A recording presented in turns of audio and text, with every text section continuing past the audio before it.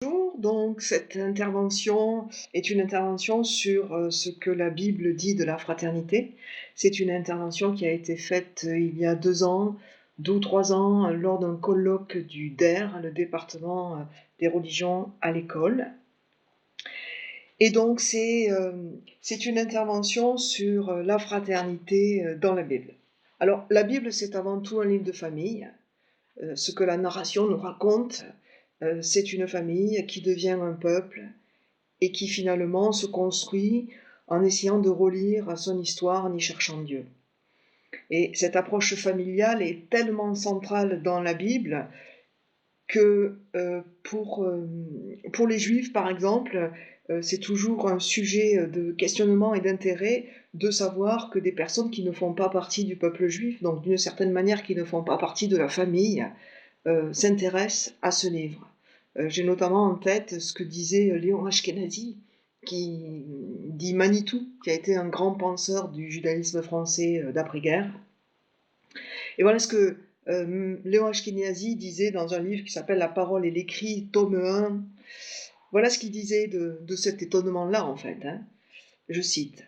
« Ce qu'il faudrait comprendre, c'est pourquoi tant d'hommes et de femmes, extérieurs en principe à l'identité des Hébreux, se considèrent comme si profondément concernés par cette histoire de famille que la Bible dévoile. En fait, il s'agit de l'histoire d'une toute petite famille, à l'origine la famille d'Abraham, où semble-t-il une seule question importe, qui est capable d'être frère. » Donc oui, Léon Ashkenazi pose la question et y répond. Et une des réponses pour lesquelles des non-juifs s'intéressent à la Bible, c'est que finalement elle pose une question qui est une question profondément humaine, qui est capable d'être frère. Et de fait, la Bible va insister sur la fraternité, là où la pensée grecque aura plutôt tendance à mettre en valeur la notion d'amitié. Et donc, ce que je vous propose dans ce court temps ensemble, c'est de revisiter quelques grands récits bibliques de fratrie, afin de comprendre ce qui se joue dans la fratrie du sang, pour ensuite permettre de comprendre ce que la Bible donne à penser de la fraternité. Voilà. Et avant de commencer, je voudrais faire quelques constats. D'abord, la Bible raconte de nombreuses histoires de fratrie, mais finalement, il y a peu d'histoires entre sœurs. La fraternité a plus de place dans la Bible que la sororité. Mais ce qui surprend le plus, peut-être, c'est que quand on lit la Bible, c'est le constat que la Bible, que la fraternité, que le lien entre frères de sang, c'est quelque chose qui, spontanément et simplement, ne fonctionne pas. C'est vraiment une constance de la Bible de nous présenter des sujets importants pour l'humain, et en même temps de les présenter non pas dans une vision idéale où tout marcherait bien, mais plutôt de nous montrer finalement combien on peut avoir des difficultés à vivre ce qu'on vit. Et en ce sens, la fraternité n'échappe pas à la règle. Dans la Bible, il y a tout un tas d'anti-héros, finalement, des gens qui ont des tas de problèmes d'existence et qui essaient de faire quelque chose avec tout ça. Et c'est peut-être pour ça que ce livre, il est si précieux, c'est que finalement, il raconte l'histoire de personnes qui nous ressemblent fortement. Donc la fraternité, c'est quelque chose qui ne marche pas, et pendant 40 chapitres, prenez de la Genèse à l'Exode, les 40 premiers chapitres de la Bible nous montrent une fraternité qui échoue. La fraternité, c'est un lieu de tension relationnelle forte, et qui va se décliner à travers plusieurs récits. Et au fond, il faudra attendre l'histoire de Joseph pour voir émerger quelqu'un qui est capable d'être frère. Voilà, quelqu'un qui est en capacité de faire vivre la fraternité. Donc je vous propose finalement de prendre plusieurs de ces grands récits et de voir comment ce qu'ils disent de la fraternité et comment ils peuvent faire écho au questionnement qu'on se pose sur ce qu'est la fraternité. Et donc naturellement, je vais commencer par la première fratrie infiniment problématique, puisqu'il s'agit de Caïn et de Abel, chapitre 4 de la Genèse. Je lis le texte. L'homme connut Ève, sa femme, elle devint enceinte, enfanta Caïn et dit « J'ai procréé un homme avec le Seigneur ». Elle enfanta encore son frère Abel. Abel faisait paître les moutons, Caïn cultivait le sol. À la fin de la saison, Caïn apporta au Seigneur une offrande de fruits de la terre. Abel apporta lui aussi des prémices de ses bêtes et leur graisse. Le Seigneur tourna son regard vers Abel et son offrande, mais il détourna son regard de Caïn et de son offrande. Caïn en fut très irrité, et son visage fut abattu. Le Seigneur dit à Caïn, « Pourquoi t'irrites-tu, et pourquoi ton visage est-il abattu? Si tu agis bien, ne le relèveras-tu pas? Si tu n'agis pas bien, le péché tapis à ta porte te désire, mais toi, domine-le. » Caïn parla à son frère Abel, et lorsqu'ils furent au champ, Caïn attaqua son frère Abel et le tua. Le Seigneur dit à Caïn, « Où est ton frère Abel? » « Je ne sais, répondit-il, suis-je le gardien de mon frère? Qu'as-tu fait, reprit-il, la voix du sang de ton frère crie du sol vers moi. » Alors que nous dit ce texte de la fratrie? Premier constat, c'est que Caïn et Abel n'ont pas le même statut, ni exactement le même récit d'origine. Quand vous regardez le texte, quand Ève donne naissance à son aîné, Caïn, elle s'écrie « J'ai acquis un homme avec le Seigneur ». Donc Caïn est immédiatement reconnu dans une position verticale. Il y a un jeu de mots en hébreu entre acquis, kaniti. Caïn est relié à Dieu, à tel point que quand vous lisez ce texte avec des enfants, ils pensent que c'est Dieu qui est le Père. J'ai acquis un homme avec le Seigneur. Alors qu'on peut penser que le texte souligne simplement que les parents ne sont pas le tout de l'origine de l'enfant. Donc Caïn, il est relié au Père, et quand il est question d'Abel, le texte nous dit « Elle enfanta encore son frère Abel ». Le « encore » d'ailleurs pose des questions aux commentateurs qui se sont demandé si le « encore » ne voulait pas dire que Abel était le jumeau de Caïn, ce que le texte ne dit pas. Donc Abel, lui, elle enfanta encore son frère Abel. Abel n'est pas relié à Dieu, il est relié à Caïn. Donc il est relié horizontalement à son frère. L'un est relié aux parents et à Dieu, l'autre est relié à son frère.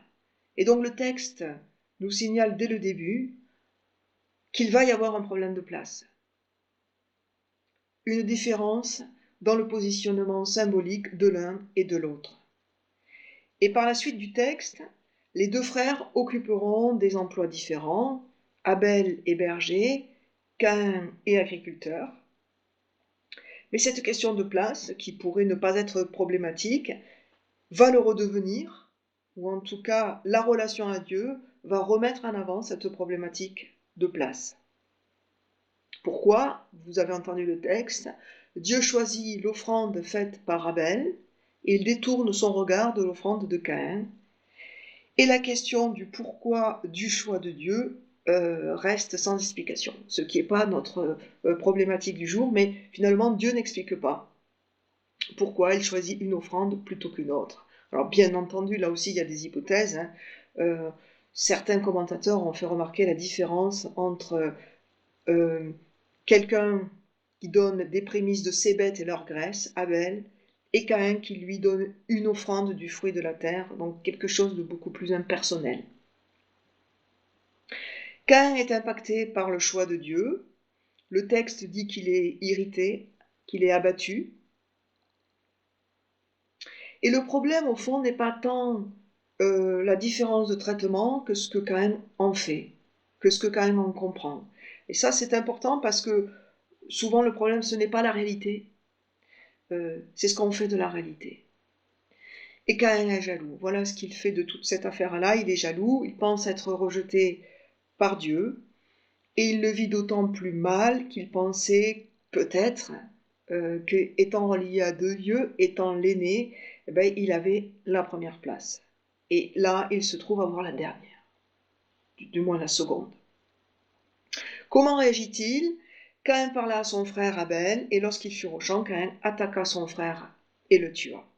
Alors c'est une phrase très violente, et on entend déjà qu'il y a un décalage entre le début de la phrase et la fin de la phrase. Voilà, Caïn parla à son frère Abel, et lorsqu'ils furent au champ, Caïn attaqua son frère Abel et le tueur.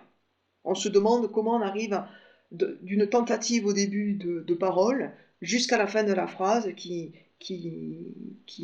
pose le meurtre de Abel par Caïn. Et ce qu'on entend en français, en hébreu, est encore plus clair, puisque en hébreu, il y a un problème grammatical dans cette phrase. La phrase est construite pour dire et Caïn dit Vayomer, et on attend un COD, on attend un complément d'objet direct, mais il n'arrive pas. Caïn dit, et quand ils furent au champ, il se jeta sur son frère et le tua.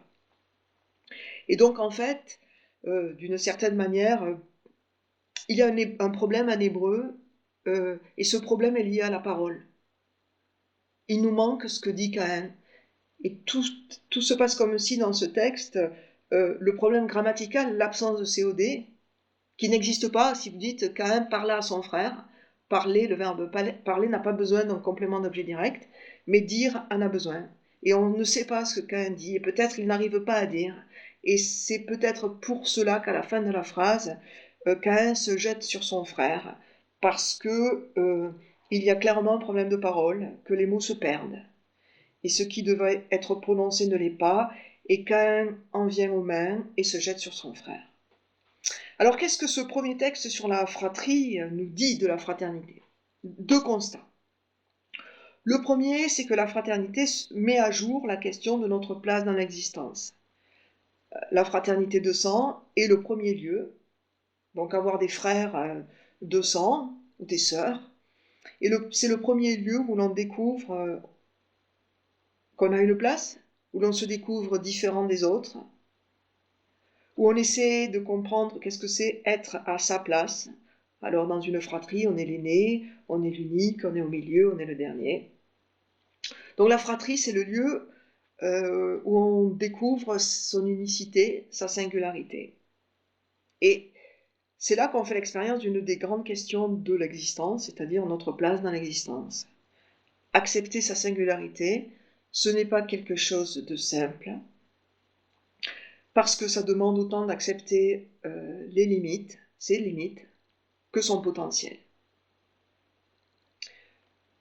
Et ça l'est d'autant moins simple que dans la fratrie, l'apprentissage de sa singularité est rapidement lié à la découverte d'autres qui ont eux aussi, les frères et les sœurs, leur singularité et qui ont eux aussi une place irremplaçable dans la famille. Et donc très vite la question de notre place est mise en danger. Caïn a une place qu'il pense assurée, et puis Abel arrive et cela pose problème. Donc la fratrie, c'est le lieu où on a peur autant de prendre sa place que de perdre sa place. Et nous sommes d'autant plus inquiets de la place faite à l'autre que nous ne sommes pas assurés de la nôtre.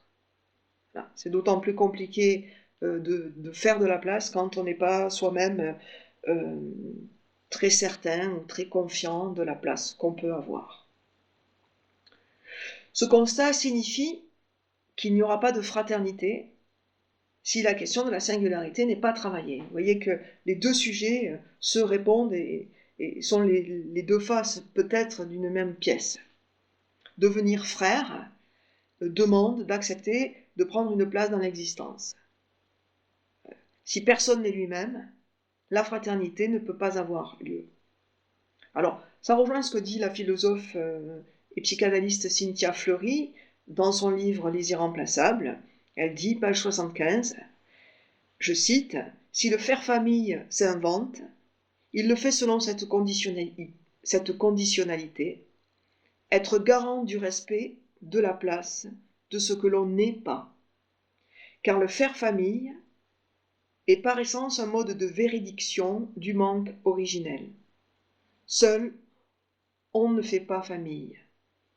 Faire famille, c'est reconnaître que l'on ne fait pas seul unité, que l'autre est nécessaire. Faire famille, ce sera alors faire nécessairement récit de cela. »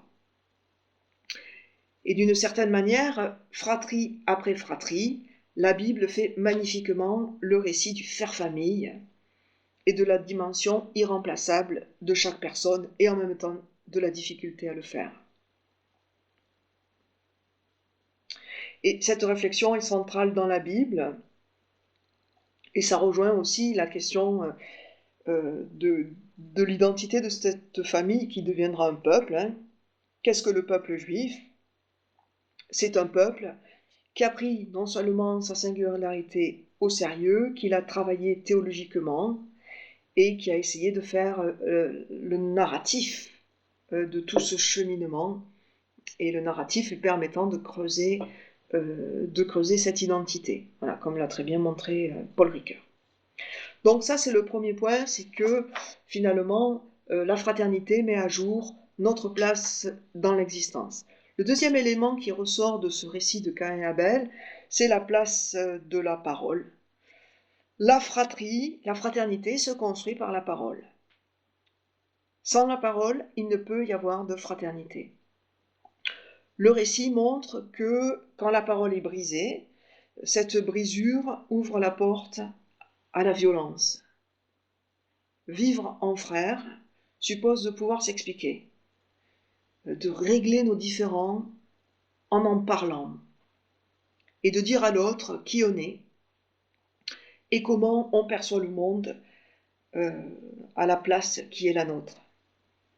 Caïn sait, il tente, il n'y arrive pas, il passe au cou. Mais Abel a un problème. Abel, pendant tout le récit, se tait. Dans toute l'histoire, Abel ne parle pas. Il ne dit pas un mot. Et ce silence va permettre à Caïn d'imaginer le pire sur lui. Le problème d'Abel est qu'il est trop léger. Et c'est d'ailleurs son nom en hébreu. Abel, ça signifie la buée, la vapeur d'eau. Abel est trop léger. D'une certaine manière, il ne prend pas la place qui est la sienne. Il ne se défend pas par la parole. Il ne s'explique pas. Abel est trop silencieux. Et en fraternité, on ne peut pas être trop silencieux. On a besoin de faire du lien, de donner à entendre aux autres qui on est, et les autres en ont besoin. Et à partir de ces deux points, ce récit, moi, il me fait penser à un autre récit de, non pas de fratrie, mais de sororité, un des rares récits de sororité de la Bible, qui a trait qui est le récit de Marthe et Marie, en Luc chapitre 10, versets 38 à 42. Et voilà, je vais vous lire le texte et vous allez voir, je vais souligner les échos pour moi qu'ont ces deux textes entre eux. Comme ils étaient en route, il entra dans un village et une femme du nom de Marthe le reçut dans sa maison. Elle avait une sœur nommée Marie qui, s'étant assise aux pieds du Seigneur, écoutait sa parole. Marthe s'affairait à un service compliqué. Elle survint et dit : « Seigneur, cela ne te fait rien que ma sœur m'ait laissée seule à faire le service ? Dis-lui donc de m'aider. » Le Seigneur lui répondit : « Marthe, Marthe, tu t'inquiètes et tu t'agites pour bien des choses, une seule est nécessaire. C'est bien Marie qui a choisi la meilleure, elle ne lui sera pas enlevée. » Alors je vois un certain nombre de correspondances entre le récit de Marthe et Marie et le récit de Caïn et Abel. D'abord, les deux ont des tâches très distinctes, ce qui ne garantit pas du tout que la fraternité soit en place, mais comme Caïn et Abel étaient l'un éleveur, l'autre agriculteur, Marthe et Marie ont des places différentes. Marthe travaille, Marie contemple. On le suppose par son indication de place, étant assise au pied du Seigneur. Deuxième point, deuxième correspondance, Marthe a clairement un problème de place. Qui a la bonne place ? Elle ou sa sœur ? C'est la même question qu'à Abel, finalement, pourquoi c'est lui, pourquoi c'est pas moi ? Troisième point, Marthe, dans tout le récit, ne s'adresse pas à Marie, mais à Jésus. Seigneur, cela ne te fait rien que ma sœur m'ait laissée seule à faire le service. Dis-lui donc de m'aider. Et là, il y a un problème de parole. La parole ne passe pas entre les deux sœurs. Quelle sera la réponse de Jésus ? Marthe, Marthe, tu t'inquiètes et t'agites pour bien des choses. une seule est nécessaire, c'est bien Marie qui a choisi la meilleure part, elle ne lui sera pas enlevée. Ce qu'il y a d'intéressant dans la réponse de Jésus, de la façon dont il tranche, dont il réagit à la demande faite, il choisit de prioriser une attitude, mais sans en donner les raisons, sans explication, comme dans Genèse 3. Même, alors on projette, on dit ben voilà, il vaut mieux Marie contemple et c'est ça qui va justifier, mais après tout c'est une projection qu'on fait sur le texte. Jésus ne justifie pas son choix, exactement comme en Genèse 3, Dieu ne justifie pas le choix d'une offrande plutôt qu'une autre. Voilà, donc elle a choisi, Marie qui a choisi la meilleure part, on pourrait dire la meilleure place. Mais dans tous les cas, il y a les mêmes tensions dans le récit de Caïn et Abel et dans ce récit de Marthe et Marie dans le Nouveau Testament, qui montrent la difficulté d'être frère ou sœur. Dans le Nouveau Testament, il y a un autre récit de fratrie qui fait question et qui tourne autour d'un problème de place. C'est le passage où on voit une problématique entre la demande de Jacques et de Jean, fils de Zébédée, qui s'adresse à Jésus en Marc chapitre 10, versets 35 et 37, et voilà ce qui se passe. Jacques et Jean, fils de Zébédée, s'approchent de Jésus et lui disent « Maître, nous voudrions que tu fasses pour nous ce que nous allons te demander. » Il leur dit « Que voulez-vous que je fasse pour vous ?» Ils lui dirent « Accorde-nous de siéger dans ta gloire, l'un à ta droite et l'autre à ta gauche. » Voilà, accorde-nous de siéger dans ta gloire, l'un à ta droite et l'autre à ta gauche. Alors, on pourrait dire, ok, il y a du mieux, c'est-à-dire que il n'y a pas de conflit entre les deux, mais pour autant, dans ce récit de fratrie, dans les problématiques de place qu'ont ces deux frères, la question n'est pas travaillée, la question n'est toujours pas réglée. Les frères ont choisi finalement, ils ont fait un choix. Ils ont trouvé la solution pour régler leurs problèmes de place et leurs problèmes et leurs tensions liées à leur singularité. Ils vont prendre la place. Ils vont se diviser la place.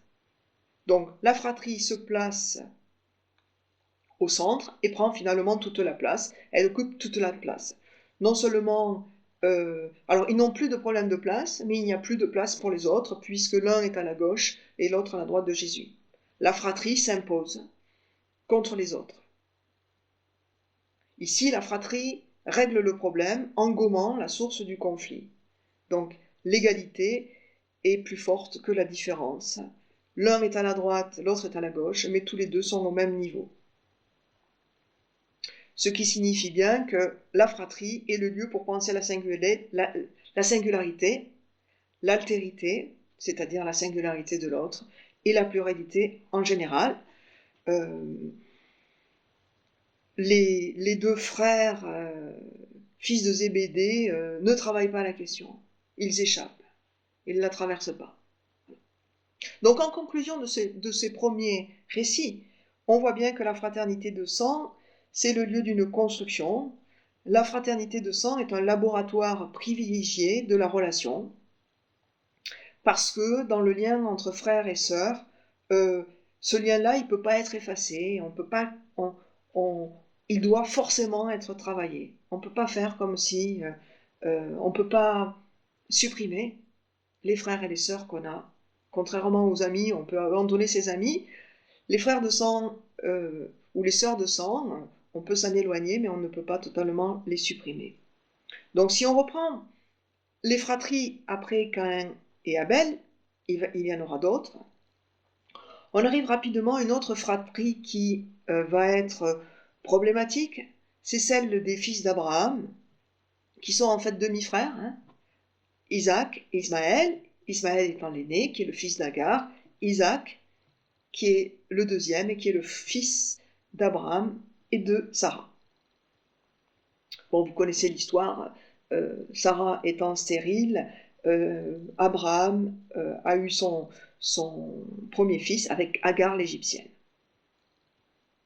Et dans cette fratrie de demi-frères, Sarah va mettre le désordre.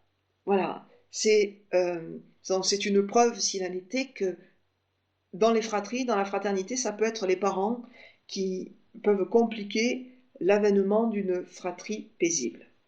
Alors, dans un texte que je ne vais pas lire pour aller un peu plus rapidement, Sarah voit s'amuser Ismaël.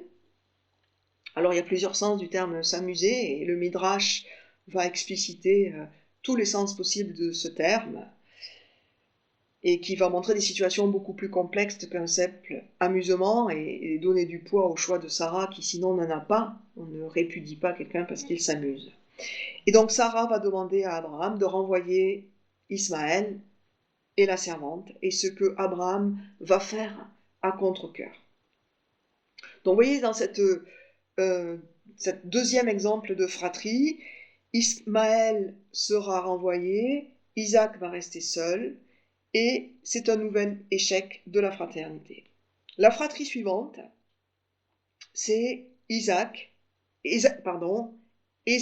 et Jacob, deux jumeaux. Donc vous voyez, la Bible propose réellement plusieurs configurations de fratrie. On a eu des demi-frères, et maintenant on a des jumeaux. Et pour eux, donc c'est les fils d'Isaac, la question de la place va se poser dès le départ, dès le ventre de la mère, dont le texte nous dit en Genèse 25, verset 22, que ses fils se heurtaient en son sein. Et dans ce récit, le problème de fraternité qui apparaît dès le ventre de la mère va être réglé parce que Jacob ne va pas tuer Ésaü, mais pendant 2 fois, il va d'une certaine manière l'arnaquer. Pendant 2 fois, il va d'abord, premier vol, il va lui voler son droit d'aînesse. Et dans un deuxième temps, il va lui voler la bénédiction du Père. Il est aussi intéressant de remarquer que dans cet exemple de fratrie, la parole est aussi mise au service de quelque chose de précis, faire en sorte de prendre la singularité de l'autre. Voilà. Jacob va voler l'identité de son frère en prenant sa place. Et Ésaü, par 2 fois, notamment parce qu'il est fatigué, et le récit est connu, il va finalement donner son droit d'aînesse contre un plat de lentilles. Ésaü, un peu comme on l'avait vu avec Abel, ne va pas tenir sa place, ne va pas défendre qui il est. Sous prétexte d'être fatigué, il va très rapidement donner sa place, son droit d'aînesse, à son frère Jacob. Voilà.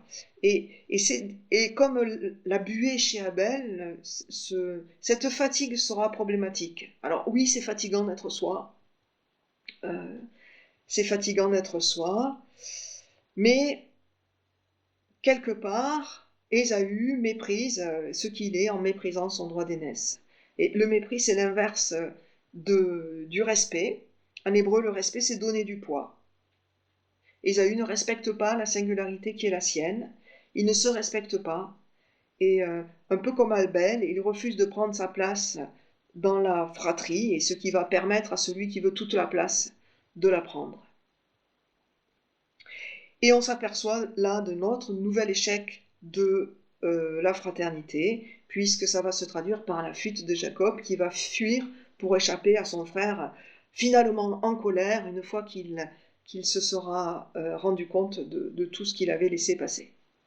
Donc vous voyez un peu, la fraternité, c'est pas quelque chose de simple. La première fraternité s'est traduite par un meurtre, la seconde par un renvoi, Ismaël a été renvoyé, la troisième par une fuite, et la quatrième fraternité qui se présente à nous commence très mal, comme toutes les autres. C'est celle de Joseph et ses frères. Joseph qui, lui, veut prendre beaucoup de place dans la fratrie, et son frère, Jacob, lui en donne trop. Ses frères vont être jaloux, et Joseph va être vendu par ses frères en Égypte. Donc, vous voyez le meurtre, le renvoi, la fuite et la vente. Et donc, jusqu'à présent, avant qu'on arrive à ce retournement qui va se passer en Égypte, jusqu'à présent, la fraternité se résume à la question « Comment se débarrasser de son frère pour lui prendre sa place ?» Mais Joseph va retourner la situation. Lui qui a été victime de la jalousie de ses frères, va réussir finalement le premier dans toute la Bible. C'est le premier qui va réussir à répondre en frère à la question qui est capable d'être frère. Et c'est ça qui va nous intéresser.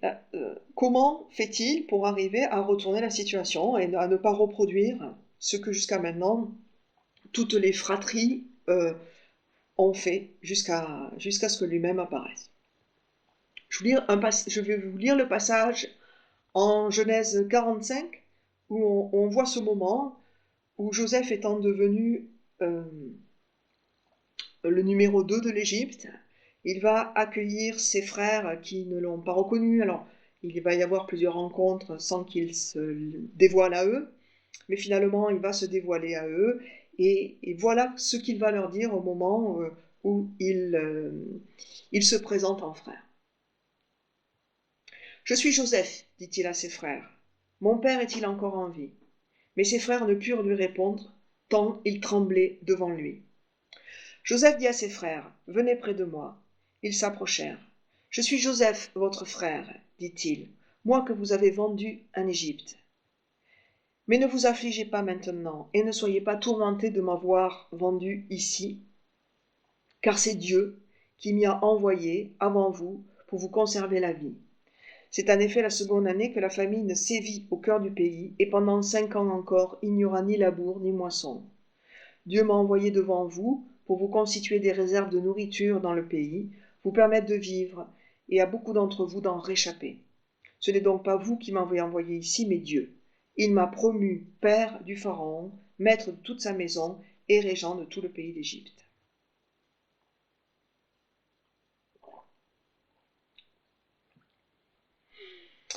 Quand vous lisez ces paroles prononcées par Joseph, ces paroles ont pour objectif de faire de la place.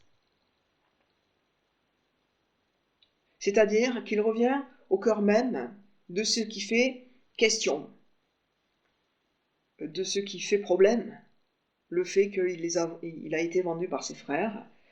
Il revient au cœur de ce qui fait problème, et là il inverse les choses. Ses frères avaient peur que Joseph prenne toute la place, et Joseph, qui pourrait se venger, leur offre un espace pour vivre. Dans ce texte, comment s'y prend-il pour leur laisser de la place? D'abord, il les laisse s'approcher. Tenir quelqu'un à distance, c'est souvent refuser de lui donner de la place. Ensuite, il les console de leur propre remords. Il ne les accuse pas, alors qu'il le pourrait. Il ne leur demande pas d'émettre un regret. Il ne vérifie pas que leur conscience est au clair. Il les rassure, il les réhabilite, il leur offre le beau rôle. Et comment arrive-t-il à faire ça, qui est finalement une opération extrêmement compliquée? Le texte le montre, Joseph fait du sens. La grande force de Joseph dans le texte, c'est l'acceptation. Ce qu'il dit révèle qu'il a fait un travail intérieur qui consiste à donner du sens à ce qui est déjà là.